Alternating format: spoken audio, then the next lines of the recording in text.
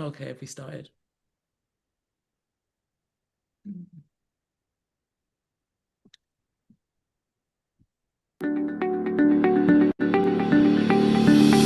Welcome to Health Hour, a session for you by Black doctors, hosted by the Caribbean and African Health Network. Ever sat in a doctor's office thinking, they just don't get it?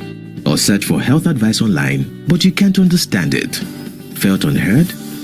You're not alone, and you found your solution with Health Hour. Every Saturday at 11 a.m., this is your space where Caribbean and African healthcare professionals speak about health with a focus on Black people. We tackle the topics that keep you up at night: mental health, chronic conditions, preventive care, sexual health, men's health, women's health, heart disease, and much more. All with the cultural context that matters, because our Black doctors understand the unique challenges we face. Here is what you can expect: real talk from doctors who look like you and get it, lived experience testimonies, practical advice, illness prevention and management tips, and a space of understanding without judgment. You also get to ask questions. Your questions drive the conversation. Health Hour, where community meets Black health expertise.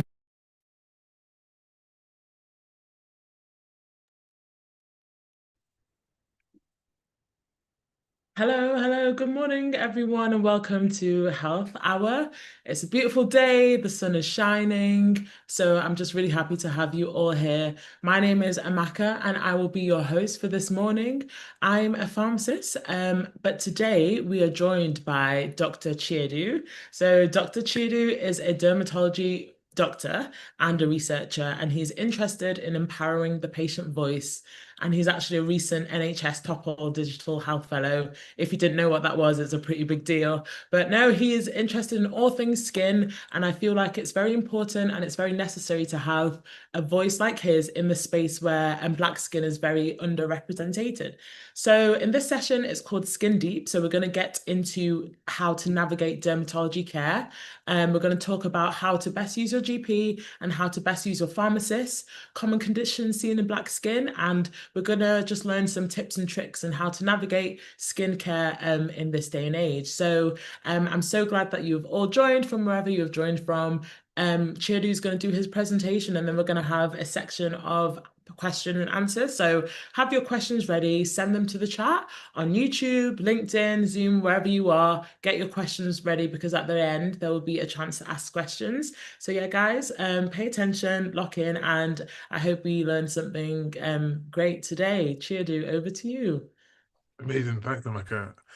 Morning, everyone. Great to see you all. Nice, bright and early, and the weather's looking good. All right, okay, so I'm going to share my screen, and then we'll get going. So let's just share screen. All right.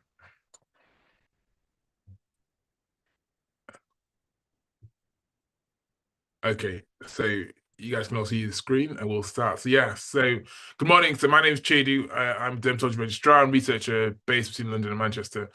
And I'm an NHS Top All Digital Health Fellow. And that really, for me, was an opportunity to really work on how to improve access in dermatology care for the patients and people like in our communities who really often struggle to get the help they need sooner rather than later. So there's no disclosures related to this talk today. So everything I tell you is not influenced by anyone else. Right. Now, I want to start at the beginning. So all of us will at some point have an issue with our skin, our hair, our nails. And, when you notice it, the first thing you have to do is wonder, what is it? You may ask your friends, your family, your loved ones, and they may have some advice, some experiences. And, at that point, maybe the problem's solved and you get on with your life. Now, at those times when things can't actually be fixed, you then just look for other resources. So we look online. So in the era now of social media, it may be on TikTok, on Instagram, or you're just using Google or Reddit. So other platforms where people may offer advice from their lived experiences and their own, from friends and family, etc. Now, sometimes that can often lead to inaccuracies or maybe misdirections. which can often lead, to more confusion going forward. So the other opportunities are more from our kind of established resources in the UK, such as the NHS 11 or the NHS websites. And I mean, for dermatology, we also have other resources as well through our national associations. Um, again, at that point, you may feel like you need to speak to somebody, and that's when you go see your primary care, your community services. And one thing we encourage is your pharmacists, because pharmacists are often the people who see the day-to-day common conditions and can often advise you on what you can buy over the counter or what you need prescriptions for. And when that fails, or where you need some more support, that you've got the community walking services, and eventually your GP, who can see you, treat you, and when needed, refer you on to specialist care. Now that was a traditional pathway, and that's the pathway which I think a lot of us still follow, and it's important to embrace because within this pathway, the resources we find online, through our pharmacists, through our community services, can often let us feel a bit more assured about our condition, allow us to learn about our condition, and allow us to then go forward with a bit more confidence and a bit more awareness of what we need to do to manage things. Now, when you go to your GP, the aim is to get prescribed things which your pharmacist may not be able to prescribe, or treat you in a more kind of comprehensive, holistic way that perhaps your community services aren't able to provide you. When things become excessive or become more comprehensive, then there may be need to seek further advice from the specialist centres, such as the hospitals, who can give your GP some further advice, or potentially advice for you to be referred into the NHS, sorry, into hospitals for outpatient clinics. Now, seeking information, I think, is something important, and this is a screen that I want hopefully many of you guys to use a QR code to save the page for your phone. The BAD, so the British Association of Dermatologists, they have a resource available for the public to access, and that really gives you some information about common skin conditions, how to manage things, and allows you to have some assurance about what's going on. This is useful for many of us because that means that when you go see your GP or your pharmacist, they'll be able to navigate that conversation with you with a bit more ease, because you have a little bit more knowledge about where you want to go, or what you think is going on. Alongside that, we also have some more culturally reflective or culturally aware resources. In the UK, that's predominantly through the Skin of Colour Training UK. This is a great organisation which I've been part of and helped in the past. And so you can have that QR code leads to that. But also internationally, there's the Skin of Colour Society based in the US, which also has some resources as well.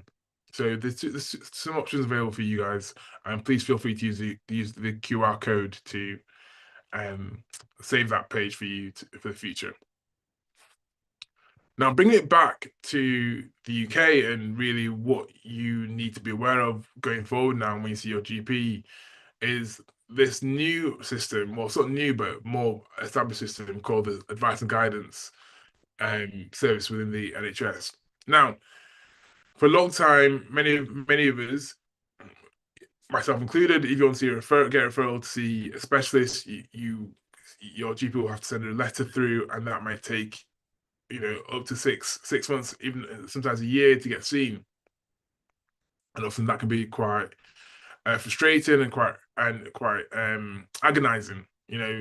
For many people, especially with skin conditions, it can feel like your life's on hold and things aren't getting done as soon as possible. Now, the new advice and guidance system means that your GP is able to send a quick comment or question to the specialist, and they can advise on what can be done prior to attending the specialist clinic, and if a specialist clinic is needed.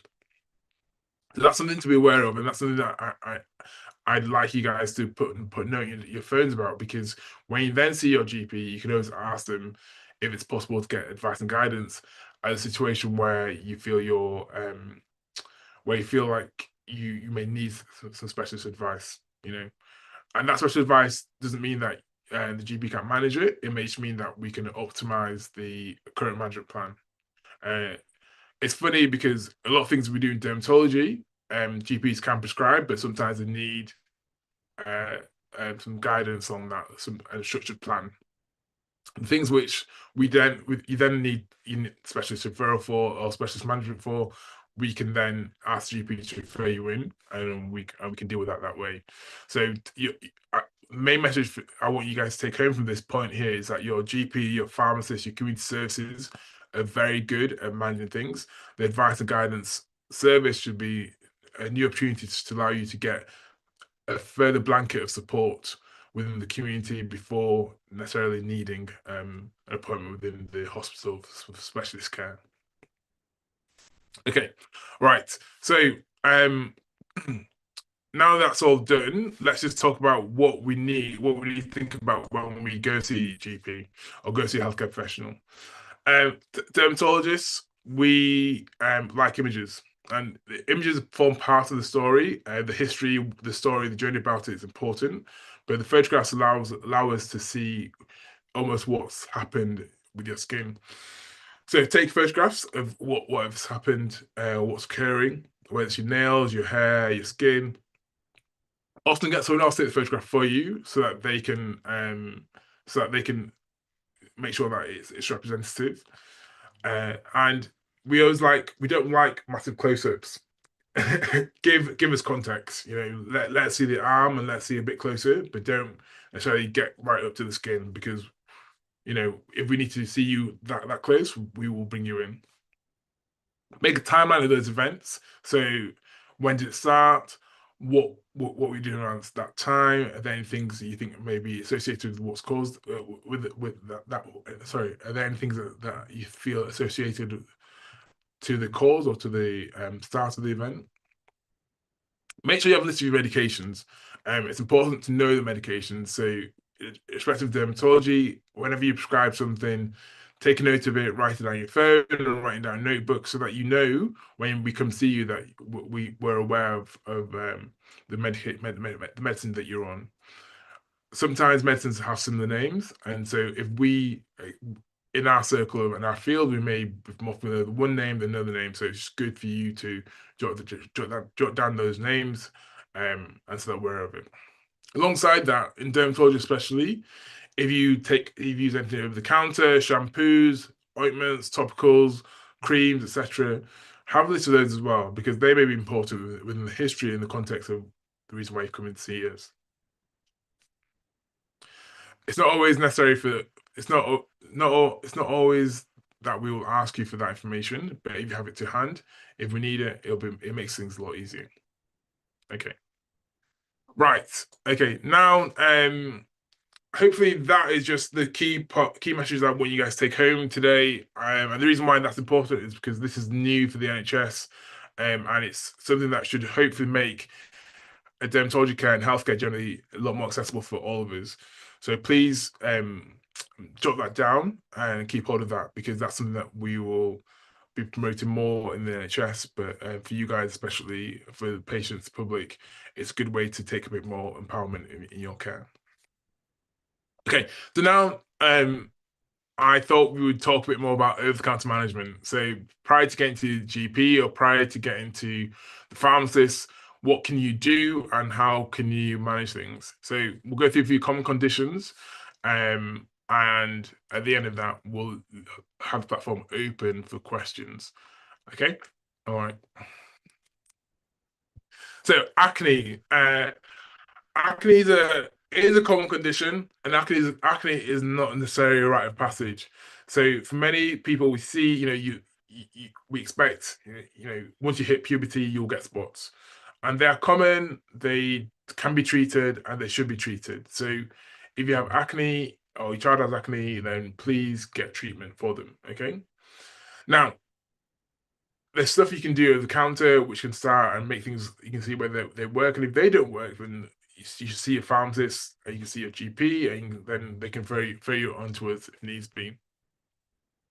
Now, the main goal of acne treatment when you get it from over the counter is to kind of reduce the the number of spots you get in, also reduce that kind of inflammation. So darker skin it might look brown or purplish, and light skin might look a bit more reddish. And so the common things that we use and you can get at the counter include benzoyl peroxide washes, and that's just it's a solution that works very well. Can be quite irritating, so we say use it once or twice a week. You can use that as just a face wash, but also as body wash. So if someone's getting body acne as well, that can be useful. It's anti-inflammatory, and and it typically reduces the amount of bacteria that we see within on the skin that can contribute to the acne flares. Azelaic acid is a great topical, and you can find in many serums, and it does range from about 10 to 15% to 20%. Um, 20% is what we typically prescribe in the NHS, but you can also buy that over the counter. 15% is quite common, and that's very effective as well. Um, the reason why azelaic acid is very good and we like it is that it does many things. So not only does it help reduce some of the sebum production, so what can help, what can contribute to acne formation, it has antimicrobial effect and also does a lot to reduce the inflammation and the dyspigmentation, so that darkening of the skin that we often see as well. Something we recommend, and for most patients, irrespective of what treatment you're on for acne, we often prescribe it as well. So it's something to start off with, and it's very safe. We will give it to adolescents as well as to pregnant patients because we're assured in its safety profile. Niacinamide is again another common serum that we encourage patients to buy. We don't prescribe it in the NHS, but again, it works really well because it's anti-inflammatory. It helps with hyperpigmentation and it's generally well tolerated as well. So combined with azelaic acid, it can have some really good effects on the skin. Now, one of the joys of dermatology is when you have a treatment that does many things, and salicylic acid is one of those. Salicylic acid is a gentle exfoliant. So what exfoliant does is that it lightly removes layers of like dead skin. And why it's great is that salicylic acid actually goes down into where the oil is clogging up the hair follicles and it can clean that as well. Now, this only works if you use it properly, and the main trick is to leave it on your face or your skin for at least 1 to 2 minutes, then washing it off as well. Um, you can find in face washes and body washes, and I think it's something that most people should consider. So if you suffer with acne, ingrown hairs, or spots in your body and torso, then it's something that is relatively affordable and can be used as your daily body wash, daily face wash, and will make a good difference to acne flares in the early stages. In the late stages, if it's too big and too comedonal, so you've got really big spots, there's some benefit for it still, but you will need to see your GP or pharmacist who can give you some further treatment to help calm things down. Okay. Your GP, with acne, to get into the dermatologist for acne, it's a bit more of a longer journey. It's not impossible, but the main thing is that if your GP sees any risk of ongoing severe hyperpigmentation, scarring, then they should contact us sooner. And now with the whole advice and guidance and teledermatology, your GPs are able to take photographs and send that through to us as well. So remember, if you want a second opinion, ask GP to send a photograph through to dermatology. In most centres, I don't know all centres, but at least the centres I've worked in, we can now see photographs as well. So that's not something that we would encourage if needs be. Okay. Now one of my favorite conditions to treat because it's simple to treat, but a lot of us still suffer from it, is pseudofolliculitis, ingrown hairs, acne keloiditis nuchii. Now, all of us like clean shave, whether it's smooth legs, smooth beards, or that uh, deep skin fade, and that can lead to sometimes getting a bit of irritation and these kind of bumps, razor bumps, spots on the scalp, and really they can be avoidable. Fundamentally, unfortunately, the main fact is if you're shaving your be it your beard, your hairline, your scalp, then if possible, avoid a clean shave. You know, 0.5 is my kind of rule now for me personally, and that tends to still give you a good look. You know, you still look fresh, still look clean, and generally avoids the bumps. If for whatever reason that you want that clean shave, then the main thing is that you need to then think about the aftercare, and that's important. So, one thing you can consider is similar to acne, but a benzoyl peroxide wash, or some instances a Hibia wash as well, which will kind of deal with the antimicrobial effects around the skin post shaving to reduce the kind of colonization of any kind of micro cuts you get from shaving. I actually still really promote the salicylic acid washes, and the reason why that is again for that exfoliation, that cleaning out of the pores and really the hair follicles around the area. Alongside that, azelaic acid then becomes really important for the anti-inflammatory effects, and if you use it regularly, you should reduce the risk of these kind of um, bumps going forward. And if you do have the ones on the back and they're so early on, this will help it. Okay. Again, retinols and niacinamide serums are beneficial and can make a big difference. Retinols are effective. Retinols can be used, and for that, we tend to encourage you to use it in the evening and gradually build it up over time. Now, most of us moisturize, and when you go to moisturize your face, the main thing is you need to use one that works well for you. Now, if you've got hair in your face, the main trick is to moisturize in the direction the hair grows. And I tend to use like a light moisturizer that feels hydrating, but you'll find what works for you. Um, but fundamentally, moisturize, direction the hair goes. Don't do up and down. Don't rush your face. Just to be delicate. Um, Now it's important to say two things. If you get the bumps, avoid reshaving that area for a minute. Let it heal. Let the soreness calm down, and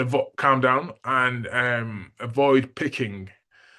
Picking is such a it's we want to get rid of the irritation, and that can often make things worse and drive the ongoing inflammation and the soreness and the redness and make things look bigger than it is.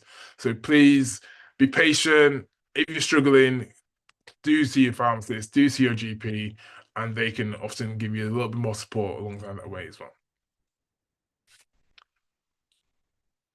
Now, another favorite of mine is seborrheic dermatitis, often seen as dandruff. And this is a condition that most people have at some point in their life. It's caused by yeast that we all have on our skin, and that yeast is important just for a normal skin kind of environment, but sometimes it can overgrow.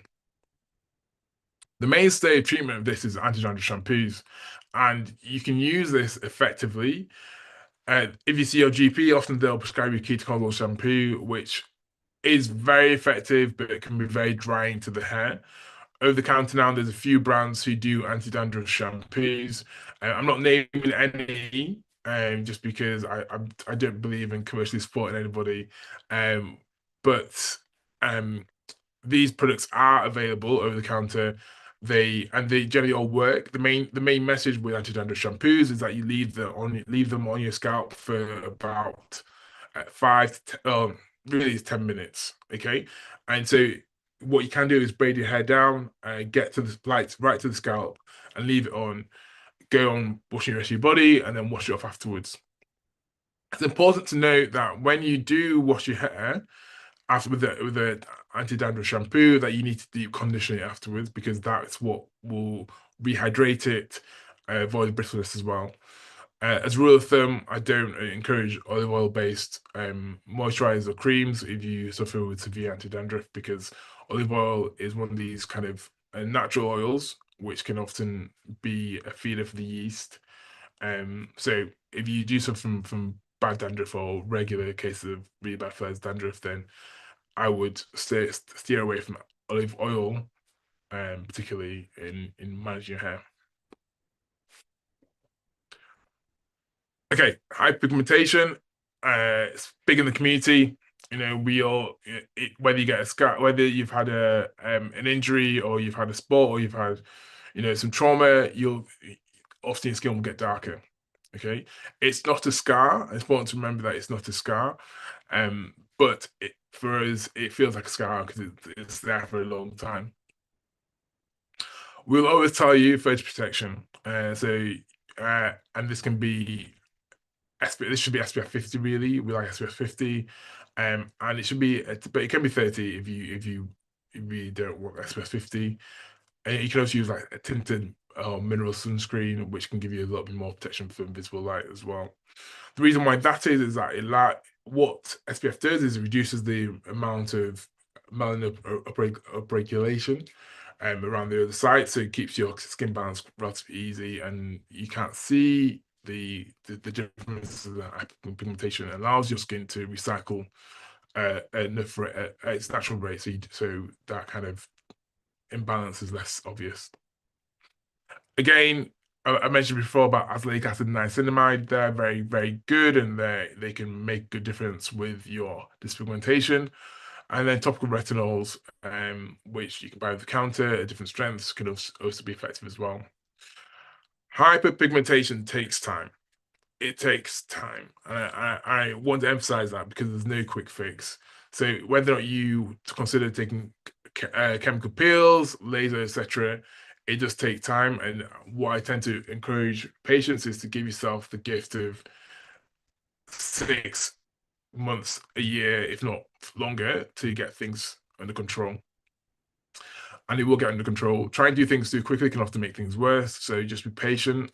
Your skin is a legacy. It's part of you. It tells a story. So don't let that story be erased so quickly. Yeah. So just quickly touching about the peels. So I mentioned about salicylic acid, but salicylic acid at high strength can be used as a peel. Glycolic acid can be as well, and so can microdermabrasion. These are all, you won't find them in NHS. These are all things you have to do privately through cosmetic companies. Laser and light therapy, again, these are privately done. Some private dermatologists do provide these, but it's not in the NHS. So the main thing is that hyperpigmentation can be managed in the NHS, but you'll be given a retinol of sorts, azelaic and azelaic acid, but we will encourage you to do a lot of things by buying it over the counter. Okay, now, what time are we on? I think we're doing okay for time, but I want to just quickly talk to you about other hair care considerations, which are just things which I know everyone asks about. I know that when I see my patients, they always ask, what can I do for my hair? And the simple thing is just take it easy, all right? Shampoos, we generally use sulfate-free shampoos, but you can use sulfate-contained shampoos intermittently. Uh, when you're thinking about shampooing, you're also thinking about your conditioning afterwards. So you need to condition your hair, wash and condition your hair at least once a week. I know everyone tell you that's too long, but once a week makes a massive difference. Even if you've got braids in, you can get I think there's now more like a cap you can wear. It's like almost like a net that you can put on and then keep your hair in place and just wash the scalp. It's important to do that. It's so good for your scalp health and therefore for your hair health. In terms of kind of this long-term conditioning, we like to think this idea of liquids, oils, and creams. So liquids, your leave-in conditioner, that's your mainstay. So if you want to try anything else, just get a leave-in conditioner and just use that. I just use a cream more days than not. But if you want that kind of full hydration, especially if your hair is completely out and not longer, you can use a spray of water first, put in a bit of cream, and then put oil on the end. Remember, when you're doing your hair care, in terms of liquid, oil, and cream, and that kind of lock method, it's not your scalp you're worried about, it's just your hair. So don't worry about overloading your scalp. Don't consider overloading your scalp. Just focus on the hair itself. Okay, and just a few things about your kind of hair care, right? So obviously natural hair is what a lot of people want, and it's great. It looks fantastic. but it takes time. Takes commitment. Like I said, when you have to wash your hair, when I like you to wash your hair once a week, let's say, and that's 4 hours a day minimum. I know I've got sister, I've got friends. I know the length it takes, but if that's the commitment you need, so consider that. Braids are good and braids are effective. I would say braids are holiday wear. I appreciate also you've got children, you want to keep the hair in control. Braids are good. Try and keep them in for 4 to 6 weeks if you can, then have a period of time when they've got when it's free. Texturizers can be effective and they are safe. But just be mindful that again, it's about managing the hair and whatever you do, you still have to use the kind of condition during the week, that lock method to kind of keep hair hydrated. Okay. All right. Okay. So some general take-home messages before I open the floor and Maka can help me is if you're worried about your skin, your hair, your nails, take photographs. Okay, take photographs. Get a timeline ready. Avoid a close up. Avoid zooming in. Like what I like is in essence, you've got my hand. Take a photograph here and take a photograph slightly closer. All right, here and there. Okay, so that gives a context. Okay, avoid zooming in. Okay, just keep the camera as it is. Just bring up and down. Okay. Right timeline, tell the story, let us know those key events, and that allows us to kind of visualize what's happened and also understand that kind of the journey of the condition. Bring your medication, take a photo, write it down, and the supplements as well. It's good to know everything. And also let us know your worries. You know, on the day you'll be nervous, I'm sure you will be. So just write down your concerns beforehand, so that when it comes to that day, you can use it as a reminder for yourself. All right. Okay. So with that, I'm going to leave you guys to ask me questions and just to encourage you guys to that your voices really matter. So if you want to help steer research in the future, you want to make sure that what's coming out for your care is reflective of you and your community. Do consider getting involved in research. Research has a legacy that we have to address, but the NHS, the NHR, all the lot of research organizations are now conscious about that and making massive changes.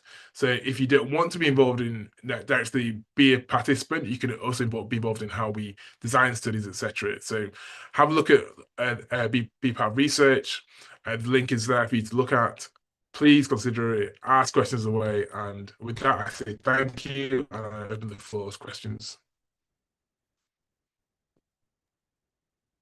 Thank you so much, Chiedu. That was great. That was a great session. Loads of tips and information of how to navigate the dermatology system and skincare. As expected, obviously we've got loads of interest in this session. As this session, skin affects everyone pretty much. So we've got quite a few questions. So we'll try and get through. We'll try and get through them all. Okay, we'll just start with the first one that's been asked. You may have touched on this a bit. I mean, you did touch on this a bit in your session. But this person asked, what can we do to get rid of acne marks or skin pigmentation marks? I know you touched on it a little bit, but could you just expand on that a little bit more? Yeah, so to be honest, it does depend on how deep those scars are, those post acne marks are.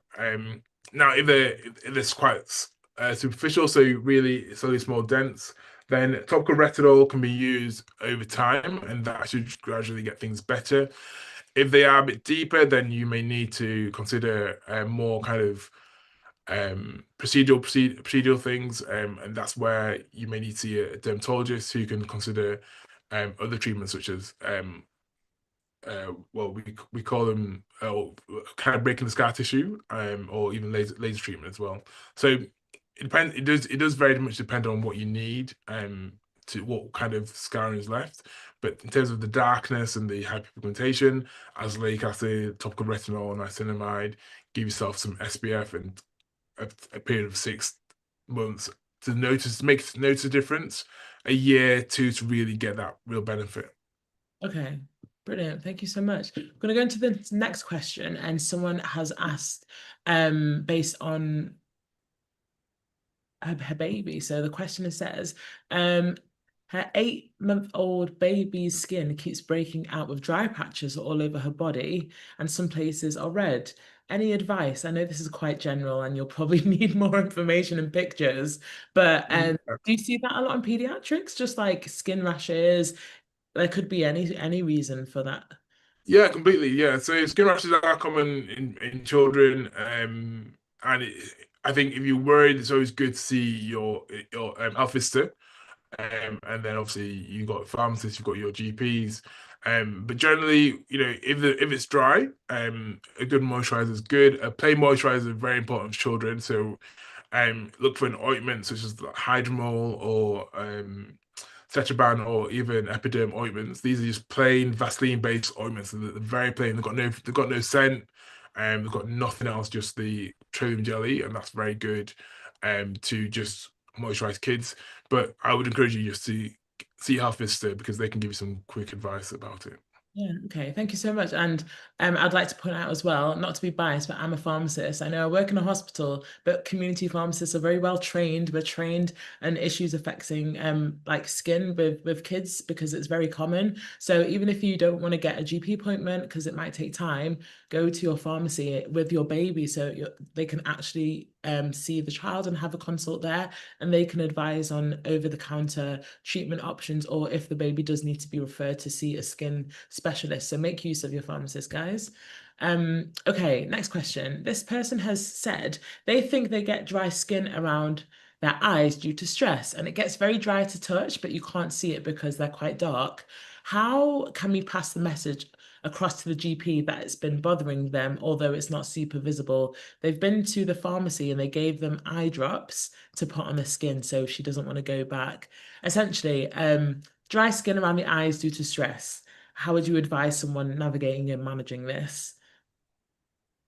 Yeah, so again, I mean, stress. We know that your skin's linked to your mental health, so it's not unreasonable to have that association.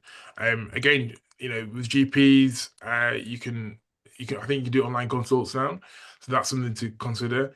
I get a appointment with them. Again, the GP can just ask a dermatologist for advice if they can't manage it, but GPs are very well tuned to these kind of conditions and they may have some suggestions that you can look at. So ask your GP. The online consults don't take as much time as coming in person. So if you can take a photograph of it, take a photograph of it. Even if you think it's hard to see, it's worth taking a photograph. Um, and yeah, your GP can give you some tips. Even if they don't work, then they can ask for further advice from us. Okay, brilliant. Thank you so much. We've got another question, and it's about retinol. I know retinol is something that we hear all the time, that we should be using or we shouldn't be using, etc. There's a lot of information out there about retinol. Would you generally advise, is it safe to use? How often should we be using it? So, as a rule of thumb, we advise that if you are pregnant, to avoid retinol-based products. So that's just the official line. Retinol generally can be safe for most people. Um, we don't, we would tend to say, go to 18 years and above, really. But if you're using retinol for like acne base, then I would definitely go to your GP or go to your dermatologist for that. Or I think pharmacists prescribe retinols yet. Um, Okay. yeah, I think some pharmacies can, the ones that are independent prescribers, yeah. Yeah. Okay. So yeah. So it go to if you think you need a retinol for your acne, then you need to probably see a healthcare professional because they'll be able to give you like a guided formula or guided process. Um, Generally they are well tolerated and they are safe for the right population. Um, But again, they can be very drying to the skin. So we always say take your time, build it up, find the strength that works for you. Not everyone, not, you don't need to use the same strength as your mate, but just be patient. Okay. Okay, thank you for that. On to the next question. SPF, why is it so important? Well, everyone burns. it doesn't matter what color skin type you are, everyone can burn. So SPF is good for that reason alone. Yeah. But when we think about it in dark skin types, what we're really focused on is hyperpigmentation. So we all tan, and so if you have hyperpigmentation already, then what SPF does is that it reduces the risk of you tanning, and so that hyperpigmentation doesn't become as obvious, and that gives the body the chance to re-regulate. Yeah. So that's the main reason in terms of hyperpigmentation, but also we know that the sun ages us. So I know if you have cousins back in like your indigenous country, who are the same age as you, they'll look older than you because fundamentally the sun has aged them a lot more than in the UK. So that's just something I feel. So if you guys want to stay forever looking baby faced, then SPF is your friend. Okay, yeah, I think it's important to stress that, like black people and darker skinned people, we do tan, we do burn. Like I have conversations with some like white colleagues who there was a guy I had a conversation with that was just like, why are you wearing sunscreen? Like you don't burn. And it's like, yeah, we have skin too. We do burn and we want to take care of our skin. We want to look youthful when we grow older. But yeah, thank you so much for that, Chiedu. A couple more questions I'm gonna run through. There's quite a few. What are the treatments for what advice can you give for scalp cirrhosis? Did you cover Psoriasis. psoriasis? Yes, Yeah. I didn't cover that today. And the reason why I didn't was more because sometimes that needs to be guided by a healthcare professional. So it's something that you I would definitely go see a pharmacist about. And they will point to you what you can buy at the counter for it. And then if that doesn't work, see your GP. Okay. It really isn't worth it's sort of safe for me to give you advice over just this way because you do need a little bit of guidance and handholding for that. Right, okay. No, that's fair enough. I know you touched about hair care. I especially like the slide about the protective hairstyles and the recommendation. But this person has asked, how many times do you recommend oiling and greasing your hair? Like specifically black hair. Yeah. So it really does depend on your hair type. I say that generally for me, so my hair is well, there's so many different We'll ways to see. categorize it. We'll see. 4C, call it 4C. I do it every day. I use leave-in conditioner every day, because I don't mind that. But you can do it I do at least 2 to 3 times a week. Um, and depending on what you do in the hair, if it's braided down, it's in cornrows or it's in braids, and you don't need to every week, every day. But if it's free and out, then yeah, definitely it's 2 to 3 times a week. Okay. This one is a more medication directed question. And this patient's taken limecycline for months for their Mm. acne. But if they miss just a few doses, their acne comes back. Are there any alternatives? And is this something you can go to your GP about to explore different options? And also they've asked, can acne be a result of the menopause and how can we manage that? Yes and yes. So yes, fundamentally, if your acne is still flaring after like course Lyme cycling, then it may mean that you need to change your treatment strategy. And it's important to explore with the GP what currently your regime is. And your GP can definitely that's a great example of when your GP can use advice and guidance to get further information about acne management and how they can modify the treatment. Again, if you're if you're if you notice you're getting acne kind of eruptions post menopause, and again, ask GP for some management advice, but also advice and guidance. Get a referral to the dermatologist and see. Mm, okay. Okay. Amaka, so I think I can see some of the questions coming through, but there's one someone's asked really about someone's mentioned about GP saying pharmacist saying GP. Um, if your pharmacist says go to the GP and GP says go to pharmacist, then you can do an online consult. Okay, most centers now do online consults. Try that and ask GP to whether or not they can do an advice and guidance to a specialist. Okay, yeah, sorry. I think there's quite a few questions coming through on the chat, but Natasha's also messaging me questions from different streams, so we're trying to get through them. Oh, Um, really? we're going to go into another question. Someone has asked about female baldness or alopecia. Is this something that you see commonly, and do you have any advice for this? Yes, we see it commonly. Again, that's gonna be frustrating for a lot of people to hear, but I would see your GP and ask for referral to a dermatologist. Yeah, okay. That, I can't say any more than that because there's so many causes of hair loss, but just go to your GP, get a referral to a dermatologist. That could be AG first, but just AG's advice and guidance, but please just go get input.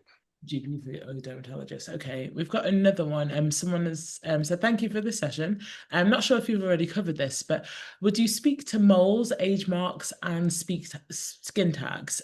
Is there a root cause for these, and are there any natural remedies for removal? I know we've talked quite a lot about medications. Do you see like natural remedies that you recommend in your practice? Uh, No, you. No. So we all get like skin tags get older. We have with something called DPN, which is like a something we get as we get older. SPF is really good for that, and natural remedies for that one should be using shade. You know, like when you're out in the sun, wear a wide brim cap, etc., etc., etc. But moles, skin tags, all these things are part of our makeup. So they are part of genetics. They're part of our history, our parents, our forefathers, foremothers. So this part of who we are. So I wouldn't try and remove them unless you really want to. Then if you want to remove them, go see a specialist. Yeah, okay, no problem. Um, I'm just looking at my questions. This is quite a funny one that's coming through. Someone has asked for ingrown hairs. Can you not just pull them out with a tweezer? If you can see it, you can try and pull it out. It may make things worse. You not naturally the hair will come out eventually because the body will push it out. The main thing is just to avoid it in the first place. So exfoliate post shaving or post hair removal. Okay. And someone has from YouTube has asked about dark circles under the eyes. They were told that it was possibly caused by sinus issues. Have you heard of that? I can't comment on that more because it'd be interesting to know why the reason why I thought of sinus issues. So you'd have to go back to the specialist who's told you that Yeah. and get some more information. Are there any like dermatology tips to get rid of dark circles under the eyes or Sleep well, SPF, yeah, and drink lots of water, or stay hydrated. Should I say not drink lots of water, stay hydrated. yeah. And some people just have it genetically, so that's just the main things.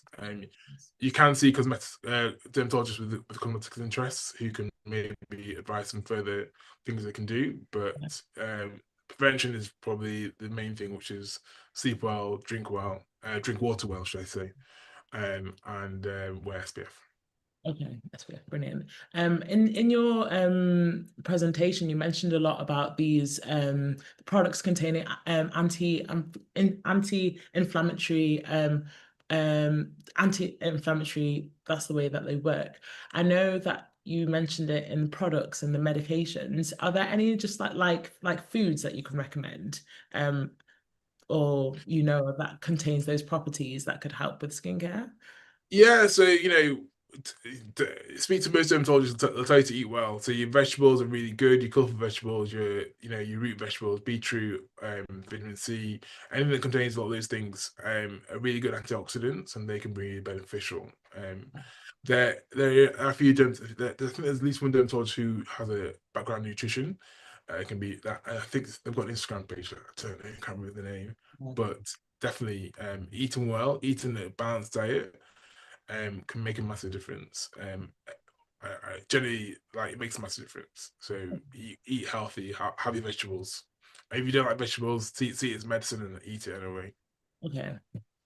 Thank you so much. I think we've got time for just for a couple more questions. There's so much coming through, but don't worry, guys. If you don't get your question answered now, and if you missed part of the presentation, this will be circulated. And Natasha has put the con email in the chat, so email your questions through, and hopefully that will get answered. So the final two questions I would take. Someone has asked, can you touch a bit about keloid scarring from acne? Have you seen this and what are the treatment options? How is that managed?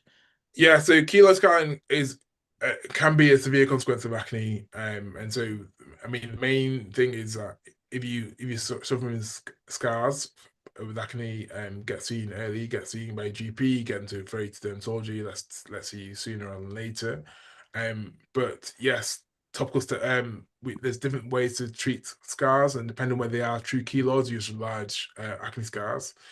This may be through silicone tape, silicone gel, steroid injections, or in extreme cases, surgery or laser therapy. So, again, sorry to say, but that's a question where you would go see your GP, get them to take a photograph, advice and guidance, and they can refer you to specialists if they can, or you can go privately to see dermatologists.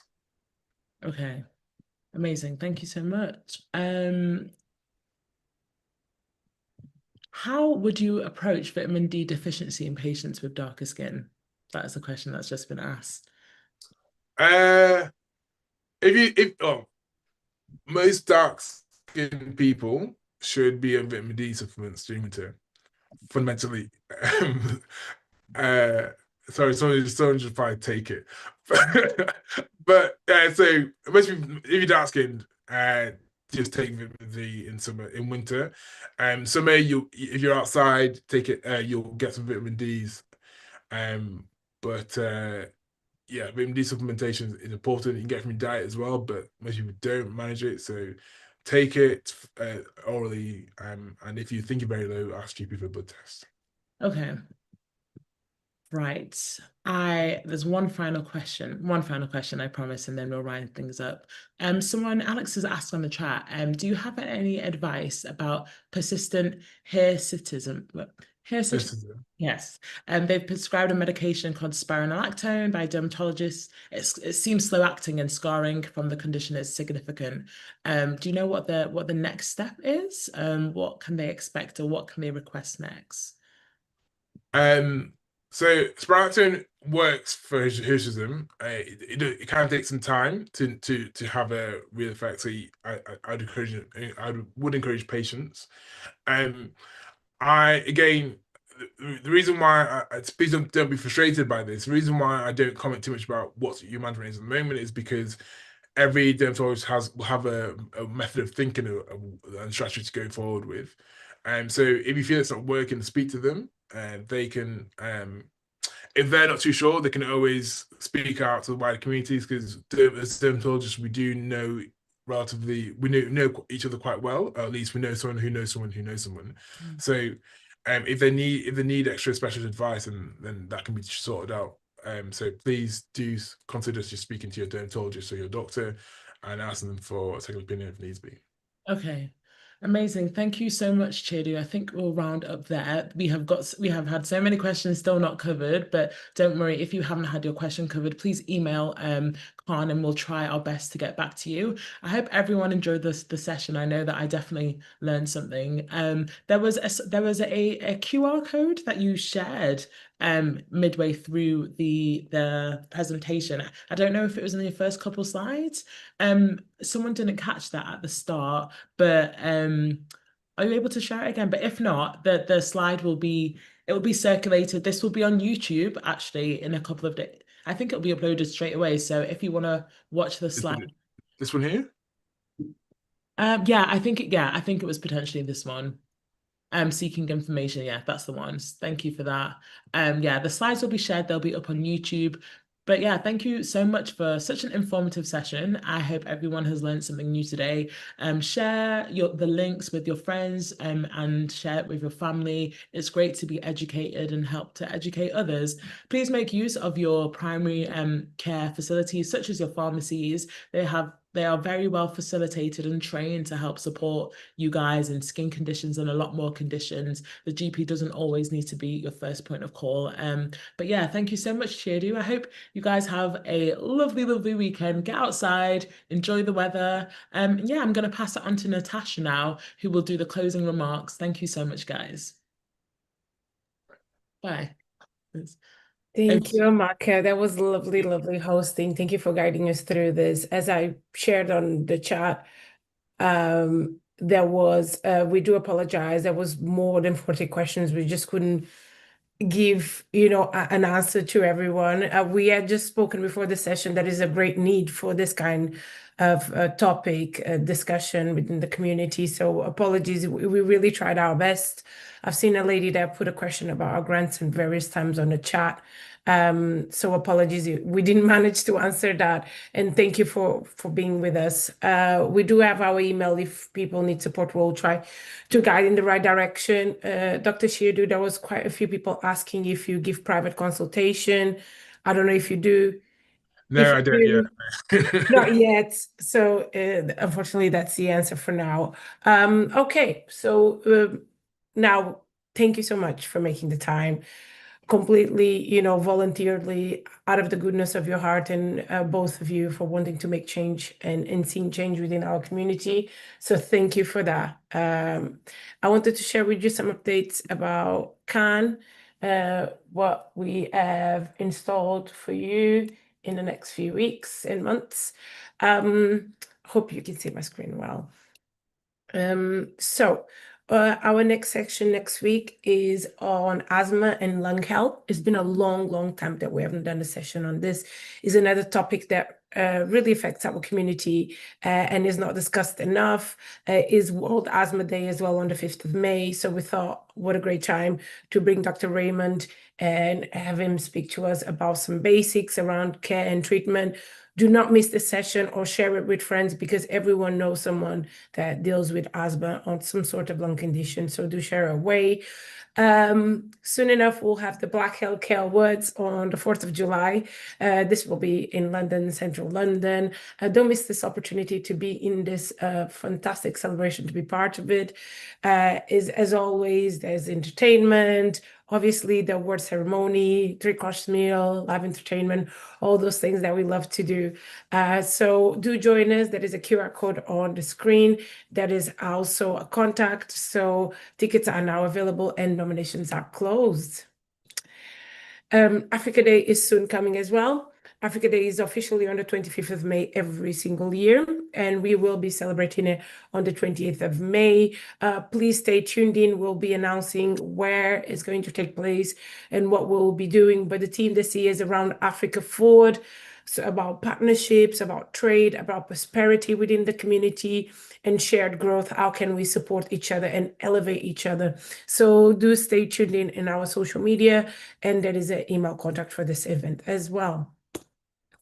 Dr. Chiedu touched on the subject of getting involved in research, how important it is to advance outcomes for Black people. We do need to get involved in research on treatments and medicines, or have us into account and our experiences and how our body works. So do get involved. Again, QR code, email. Khan is in this partnership of the Black Health Legacy proudly, and we are trying to spread the message that it's super important to get involved. The survey, it's online, takes 15 to 20 minutes, so do get involved.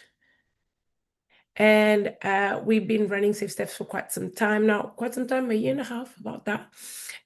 In London and Lambeth, more specifically in the boroughs of London, Southwark and Lewisham. The work of Safe Steps is all around sexual health, about showing support for our community, making care accessible. Is not just for Black and African people, also Latin American and other communities across London, other perceived minorities. So yes, if you want to join us, I'll get in touch with us. The contact is again on the screen. Thank you for today. Thank you for joining us. And we'll certainly have to come back with another session on this topic so we can further respond more questions and guide you in the right direction. Thank you for joining us this Saturday, and see you next week.